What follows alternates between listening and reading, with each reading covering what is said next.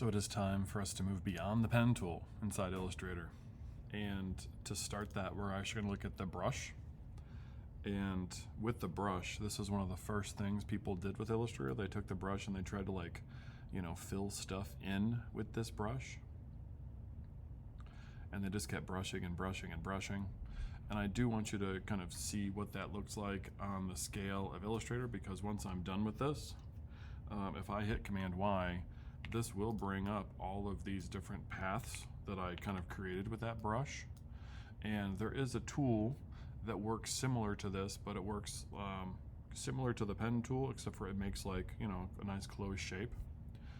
If we're going to use the brush tool, how I like to use that is one of these kind of unique setups. So with this brush, there is kind of the basic brush, or there's charcoaly looking brush.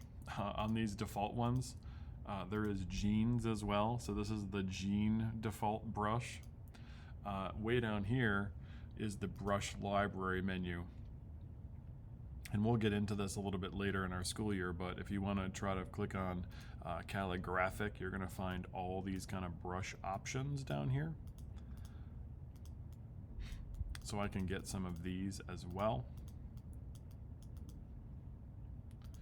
And there's also a library for those charcoaly kind of brushes, charcoal pencil. So all these different ones, you can get some kind of details if you want to, or some shading, or some different stuff. So all these are different brushes that you can use and keep over here. And as we click on them, you can make these a larger stroke. They just get kind of, chunky and weird a little bit past that.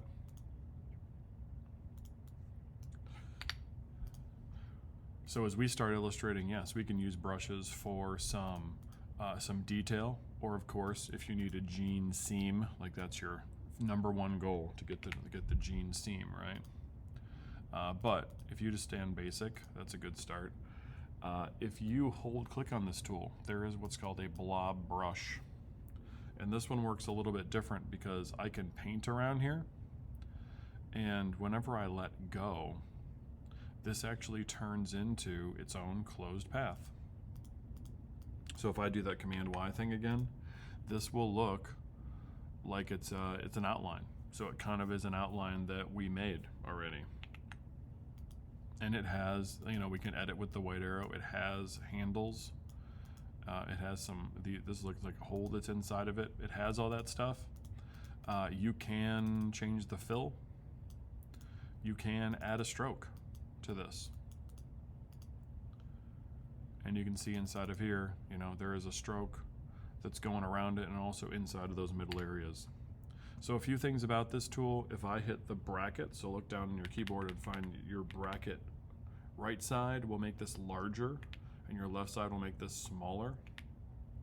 So if I wanted to paint this whole area super fast, and then when I let go, that's when the kind of magic happens. So that's when it makes that closed kind of shape. If you double click on this tool, you can also adjust the size here, and a little bit more on the angle if you want a little more customization on this, or the roundness of this brush. If you want to change it, you can. The way this fidelity is going to work is, I don't know if you saw this, but when I went all the way around, I'm about to let go of the mouse and watch the edges of this. Watch the edges kind of change a little bit. When I let go of the mouse, I'm going to let go in 3, 2, 1. It's going to try to smooth out those edges right now. And you can adjust that and say, hey, I want it more smooth, or I want it to be exactly what my mouse was doing. So depending on what you want it to be. And I just double clicked on that tool. Paintbrush has some of those things as well, not as many options. But I'm in the blob brush right now. Now, how would you kind of use this for real? Well, we would place an image in. This is my lovely dog that I found. We would do similar things we've done before. We'd make a template. We'd name it template. I'm gonna go with the same dim we did before. I might do another, maybe we start with a body layer. Maybe we do a details layer as well. But on that body layer, I would be painting. So I can just kind of paint around here.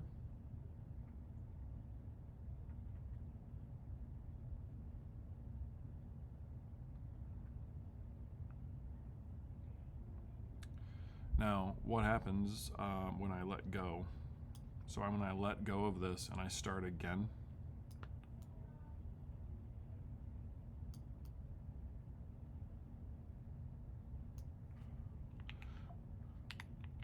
this will kind of help fill or continue this. So I'm hitting the bracket to make this a little smaller so I can do a detail of this. So as long as I'm on the same color, I'm on the same layer, this will kind of add to it. It's pretty smart. It has some issues when we kind of go back to other areas that you want to kind of adjust. So this has worked very well. You know, it found the area I was adding to it. If I click on this again and I do my blob brush and I kind of continue here, it's still gonna work, lovely. What if I change the color? So we'll change the color of this. We'll deselect it. We'll pick a whole new color, and then we'll start. It changed back to the brush tool, right? That's gonna be one of the things I need you to watch out for. We wanna be on the blob. We don't want that kind of randomness to show up here. So I'm on this different color. Let's see if it connects or not.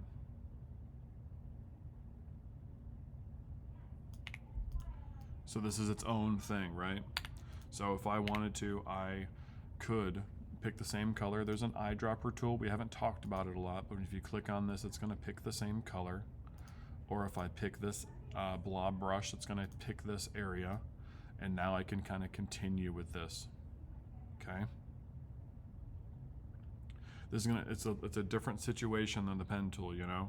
We are using the mouse to kind of color stuff in. I'm not as concerned about using, you know, Option or any of the other keys really. That I'm kind of concerned with, you know, did I cover this whole area? Is it the right color? Is it going to fill in? So I'm just kind of making sure that fills in.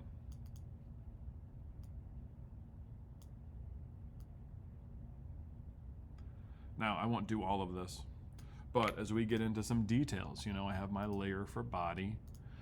As I get into that detail layer, maybe I pick another color. Let's go with like it's just a hot pink, of course. And if I do a paint of this area for the detail,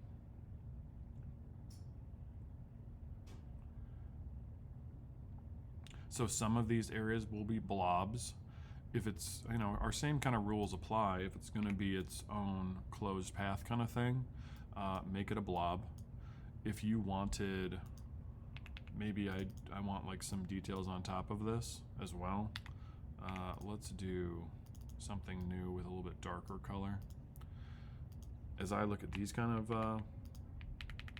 guys, I kind of have a choice. Do I make them blobs? Do I make them brushes? You kind of have the choice, you know?